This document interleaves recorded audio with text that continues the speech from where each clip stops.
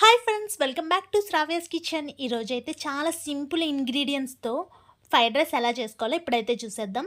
Oil బాగా heat అయిన తర్వాత 1/2 టేబుల్ స్పూన్ జీలకర్ర, కొంచెం దంచిన వెల్లుల్లి రబ్బలు వేసుకుంటున్నాను అనమాట.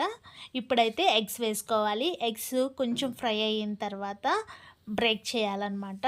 ఇది చాలా సింపుల్ అండి, క్విక్గా అయిపోతుంది. పిల్లలకి అయితే చాలా ఇష్టంగా తింటారు. దీంట్లో ఎలాంటి వెజిటబుల్స్ కట్ చేయాల్సిన అవసరం లేదు, కానీ టేస్ట్ మాత్రం సూపర్గా ఉంటుంది. ఇప్పుడు ఎగ్ బాగా ఫ్రై అయిన తర్వాత కొంచెం పసుపు వేసుకోవాలి. పసుపు వేసుకొని ఒకసారి అయితే మిక్స్ చేసేసుకోవాలి. ఇందులోకి కారం వేస్తున్నాను. కారం వచ్చి ఒక 2 టేబుల్ స్పూన్ల కారం వేస్తున్నాను. ఎగ్కి వచ్చి 1 టేబుల్ స్పూన్ కారం వేస్తే సరిపోతుందనమాట. వీటిని ఒకసారి అంతా కలిసిలా మిక్స్ చేసుకోవాలి. గరం మసాలా యాడ్ చేసుకోవాలండి. గరం మసాలా వేయడం వల్ల ఫ్రైడ్ రైస్ టేస్ట్ అయితే చాలా బాగుంటుందండి. ఇలా ఒకసారి అంతా కలిసేలా మిక్స్ చేసుకోవాలి. ఇప్పుడు ఆయిల్ బయటకు వస్తుంది కదండి, ఇందులోకి కొంచెం తగినంత సాల్ట్ వేసుకోవాలి. ఉత్తినది తిన్నా కూడా ఇది చాలా బాగుంటుందండి. కొంచెం ఉల్లిపాయ ముక్కలు, నిమ్మకాయ పిండుకొని ఉత్తినే స్నాక్స్లకు కూడా ఇది తినొచ్చండి.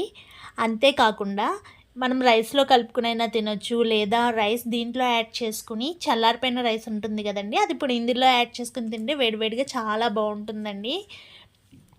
ఇది పిల్లలకి, పెద్దలకి ఇద్దరికీ నచ్చుతుందండి కంపల్సరీగా. చాలా సింపుల్ కాబట్టి కంపల్సరీగా మీరు కూడా ఒకసారి ట్రై చేసి టేస్ట్ ఎలా ఉందో కామెంట్ సెక్షన్లో కామెంట్ అయితే చేసేయండి.